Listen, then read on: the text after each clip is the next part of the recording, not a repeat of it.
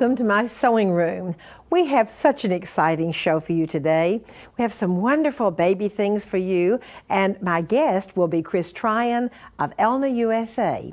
This first little baby day gown is so precious. It's a kimono style. You can see the little kimono sleeves, an antique collar around the neckline, a pretty little ribbon, and what I really like is this decorated piping on the bottom and pleats, a very unusual treatment for a baby day gown.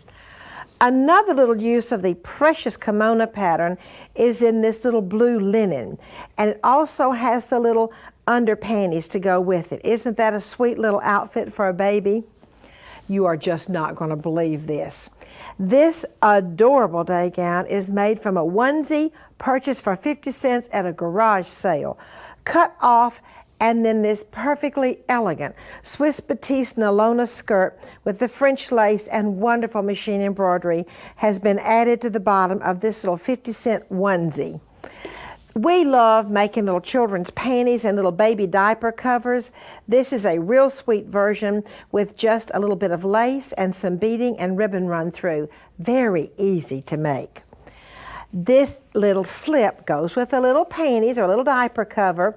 The most unusual thing about this slip is it also has pleats at the bottom. Quite a beautiful and a very unusual ruffle on the bottom of the slip. Now here is the same little slip with this little machine embroidered motif on the top. This is the same little slip, except instead of having the pleated ruffle at the bottom, it has a beautiful traditional ruffle at the bottom, all hem stitched so pretty. You're just going to love this little diaper cover, a little pair of panties. It has 1, 2, 3, 4 rows of precious lace on the back. I know it is so sweet to put these over diaper covers, and then usually they're big enough when they fit over a diaper to be used as panties later. Now won't you come along with me to the technique boards?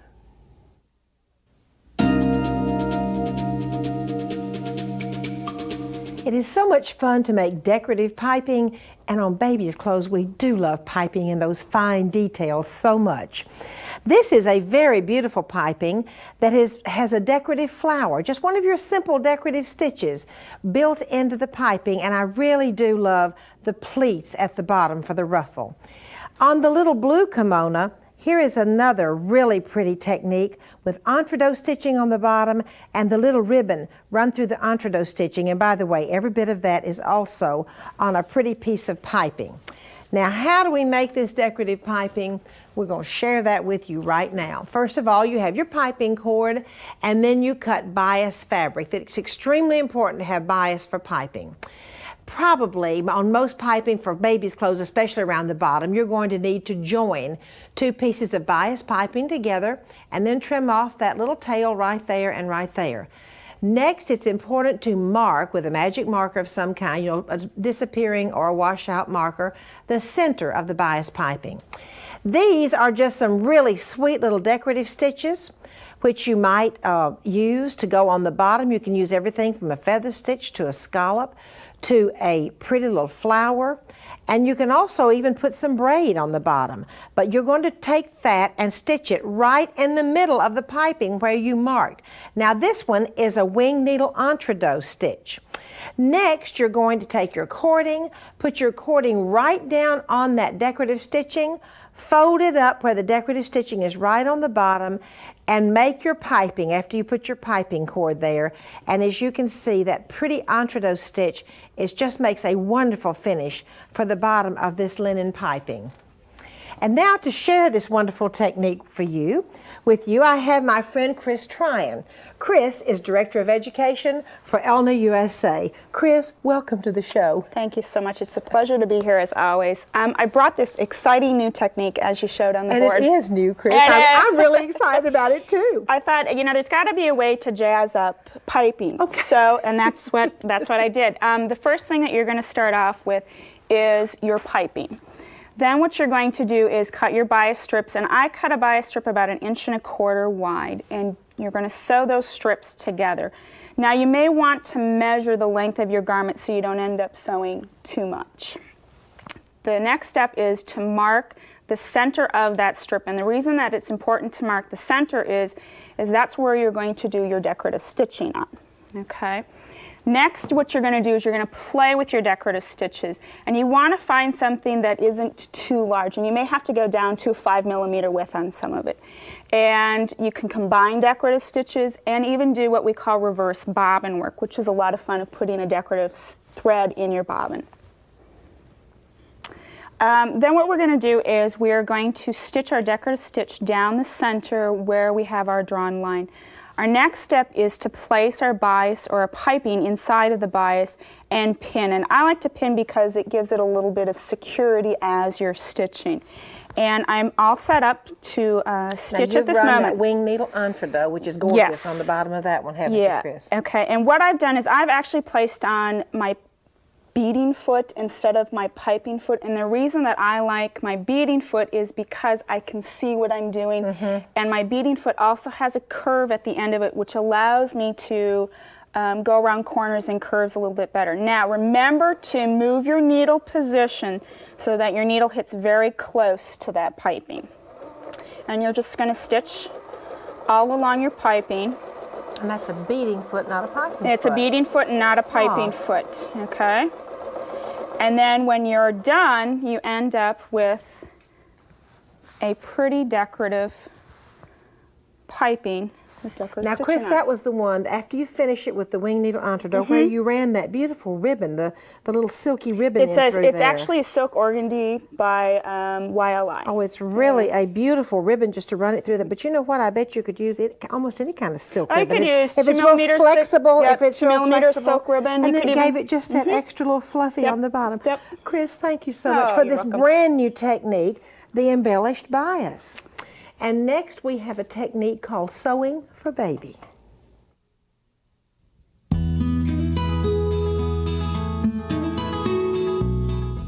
Chris, I just love this angel nursery you've done for our viewers.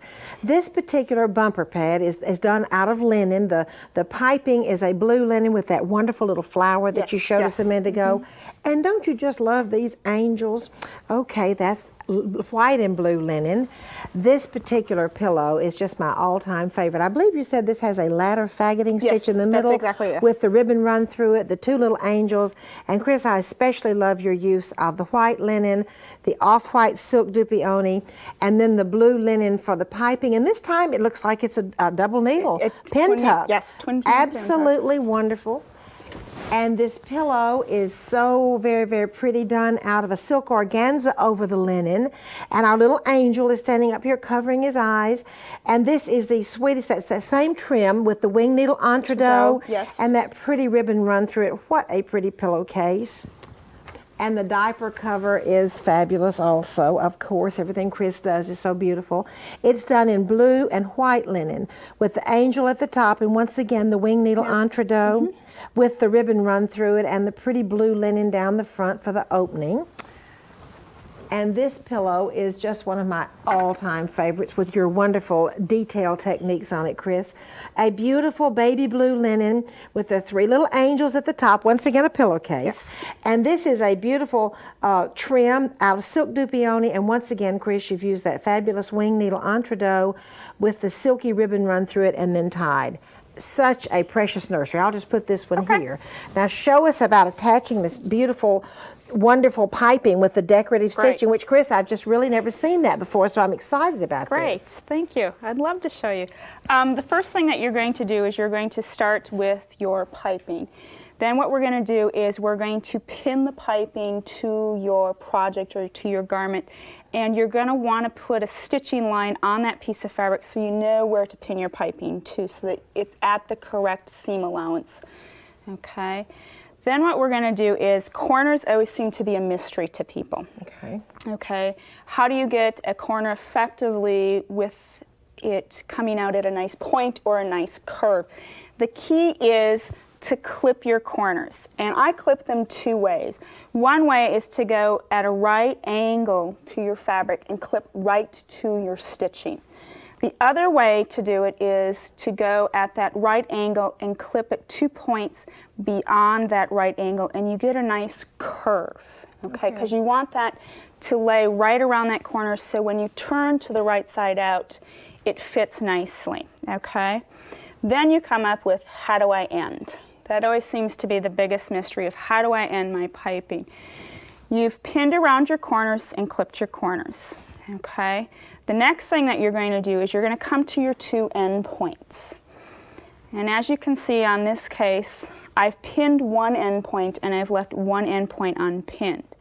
Now to stitch over both of those with a piping, you end up kind of forcing your machine to stitch over. So what you're going to want to do is on one of your lengths, you're going to pull your piping back to a point and actually clip your piping out so that the one piece will be flat and the one piece will be piped.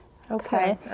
Then what you're going to do is you're going to angle these 2 pieces down and you're going to pin them. Okay? And I'm going to show you how easy it is to stitch that. As you can see, I've got it all set up. My piece of bias here does not have any piping in it, and this piece has actual piping in it. I've angled them so that they meet at that point, and I'm just going to stitch. And you've taken the piping out of that I've taken the top piece, piping out of the top piece, so I don't have all that extra bulk. Now Okay. I'm going to take out my pin because we never sew over pins, and I'm going to continue to stitch. And you can see how easily my foot guides right over that piped piece because I've taken that piping out. Right up there to that point. Yep, Okay. right up to that point. And it makes it so much easier, and your machine doesn't get caught, your stitch lengths don't end up being really short, and you don't end up with a mess. Okay. The final thing that I'd like to show you is how I created that wonderful ribbon With the ribbon yes, on the bottom. Yes, I'd love to show you. I really like this that. is the actual entre-deux stitch on that bias. And this is, I've already got it started where I've got the ribbon woven in. Now this is a silk organdy ribbon, and I'm using actually a tapestry needle. And what you're going to do is I just chose a random number of every 3 stitches. You're going to count 1, 2, 3, and your needle's going to enter in the 4th. In the little hole. Yep, and exit out of the 5th, and then Okay. you just simply pull. And then Okay. you kind of leave a little. Yep. No, you really didn't leave it. You just kind of pulled it. You and just then pulled it. It has that pretty little fluffy look there. And if you want to fluff it up, just simply open up the thread just a little bit, and you've got it fluffed. Well, Chris, thank you so thank you. much. And I just love seeing how you crossed and ended the piping and that precious little ribbon on the bottom of the entre-deux trimmed piping. You're welcome. Chris, thank you so much for being here. And next we have a silk ribbon technique for you.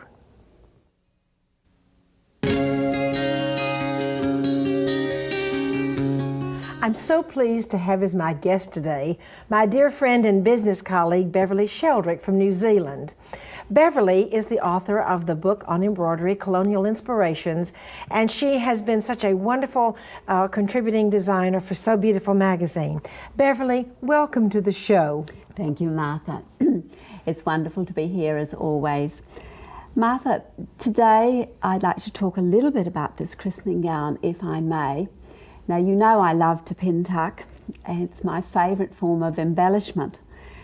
And so I didn't want to put a lot of ornate work on this dress. I wanted to keep it fairly simple so that it could be worn by either a boy or a girl without upsetting too many fathers. And we know that's important.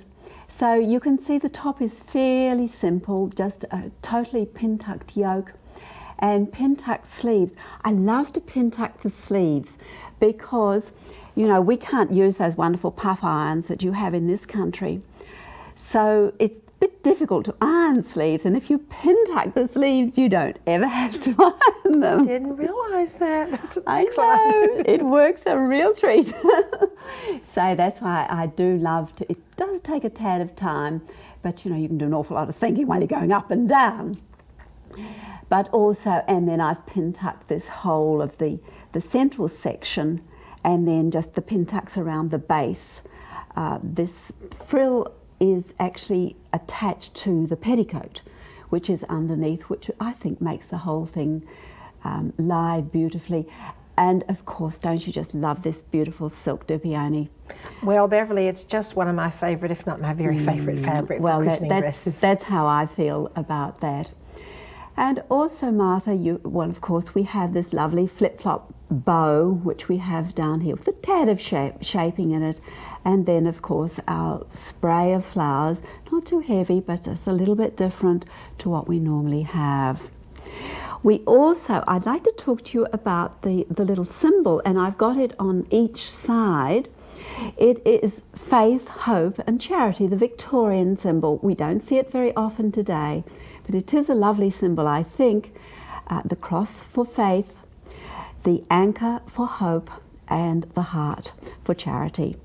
So I just thought it was something nice. I just love that. I didn't know that was the Victorian. Yes. Those were the Victorian Yes, symbols of it faith, is. hope, and charity. And also, I chose to do it all in yellow, not only because it could be worn by both sexes, but also because yellow is the colour we associate with Easter, with new growth, new birth. This is for a baby. It's new birth. So this is why I've chosen to do it in yellow. And you can see in this little sample that I have here, I have chosen to do the cross in short and long stitch. In the anchor, I've simply a straight stitch on the diagonal, and then for the heart, I've just used very loose French knots, and they're just looking at lovely squishy effect. Now we have here, I just wanted to talk just a fraction about this outline stitch, because when we get to the corners here, it's important that you, when you get into this section, go through and then come up again, and then off you go this way. The same with this one, just anchor that little corner that we have there. Now down here you can see I've got a good wide section here, and I started at the top here. I'm going across on the diagonal into this corner like this, and ladies, it is important that you have your thread. I'm not paying a great deal of attention at the moment, but we do want to just take it over our thumb and have it lying flat on the ground like that. I've gone into the corner here, I'll then come back to here and continue on down. When I get to here, I'll go up here and then start again here. Now with our long and short stitch we've got here, you will see that I have done the top section. I'm then going to come into this section here, just 2 little half stitches here, and then there will be another long stitch at the end, and then I will I'll do another long stitch here, and then I'll shoot back to here, across to here, and then down this section. Now for our heart, here you can see just how loose these French knots are. Just that one twist over like that, take it down, and then just pull it so that the French knot is sitting. You can see just how loose that actually is, and I like to get that just like that before I start to go through. And these, you can make them different. Some will be tighter than others to get a good filling, but you could use this heart in lots of other ways. If you were doing, say, a Valentine's project, you wanted a lovely solid heart, you can just do it. And with these, I usually go round the whole of the edge first of all, and then I go back and fill it. And again, I'll go round like this, and then we will fill it in like that. So you can see how you just mush these in until you have a density that you want. Beverly, I just love your faith, hope, and charity symbols, and they certainly look easy enough to make. You know what, I was just thinking too, that this would be wonderful to go on the pillow of an anniversary pillow, or to go on a ring bearer pillow. There's just these 3 little, the anchor and the cross and the heart would be so beautiful. Let me ask you one more question. How long do you suggest making christening dresses?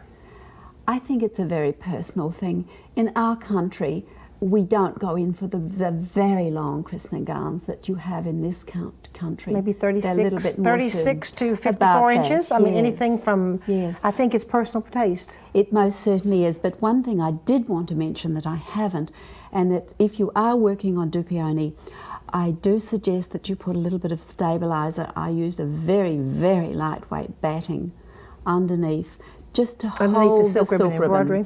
Did Okay, the silk okay. ribbon and then cut away the excess at the back afterwards. Well, thank you so much, Beverly. We always enjoy your beautiful projects. And now won't you come along to my attic with me?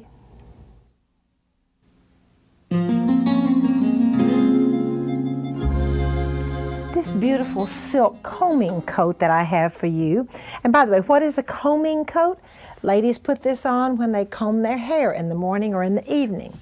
All right, the top is perfectly beautiful. It is the silk which has been ruched. It almost looks like silk ribbon, but it isn't. It's the silk fabric. And by the way, this is really a silk batiste or almost a China silk. I think it has one of the prettiest overlays on the shoulders. You see the pretty lace shaping with the mitering and makes almost a little diamond effect. Then there's also just a really pretty sleeve of this combing coat. Now, later on in America, we call these bed jackets, and I guess some people did use them for bed or hospital jackets, but originally they were used for combing one's hair to protect your clothes or your night clothes. It has a really beautiful back also with some lace shaping in the center of the collar. And then what I really love is the ruching on the back to kind of pull it in at the waistline. And then as you can also see, there is more beautiful lace shaping right around that goes all the way around the bottom, and the most magnificent lace you've ever laid your eyes on. For our Sewing from the Heart, I have something really special for you. I mean really special. I want to tell you about a ministry that the First Presbyterian Church of Baton Rouge, Louisiana has been doing for several years, and you also can join this ministry and get their free patterns. Let me read you their mission statement. It's called There's Power in a Needle. Threads of Love is a sewing ministry meeting the needs of tiny premature infants. The ministry is about healing and binding hearts together, the hearts of parents at a time of uncertainty about their baby's health or when they lose an infant. Our mission is to show parents the love of Christ at a time when their personal pain is hard to endure, and to let them know that God is faithful. Through acts of obedience and donation, His works can and will continue. Please pray that this ministry will have an impact far beyond our expectations. We feel that this is a ministry of the Lord would have others join in to blanket the country with threads of love. There are these three things that remain: faith, hope, and charity, and the greatest of these is love. That's 1 Corinthians 13. Now, if you would like to get the free patterns for the preemie infants all the way down just to several ounces up to a normal-sized baby, you can write to Threads of Love, First Presbyterian Church, Post Office Box 2006, Baton Rouge, Louisiana, 70821. If you have a computer, you can go to their website, www.threadsoflove.org, www.threadsoflove.org, or you can email Sissy at Sissy, S-I-S-S-Y, at threadsoflove.org. And that's Post Office Box 2006, Baton Rouge, Louisiana, 70821. And these wonderful ladies, Sissy Davis is the director. They will send you the patterns, as you can see, the preemie patterns and the directions. And also they have some wonderful poems that they send you that you could choose a beautiful poem depending on what the situation is with the baby. And you can see these beautiful little bonnets and the booties, and this is even just a tiny little blanket for tiny little babies that are almost too small to dress. And they have some of the sweetest little poems that you can put in there. And they have even little toys and other little blankets. What a wonderful ministry from First Presbyterian Church in Baton Rouge, Louisiana. Thank you for coming to my sewing room today. I've just loved having you here with me. Won't you join me next time?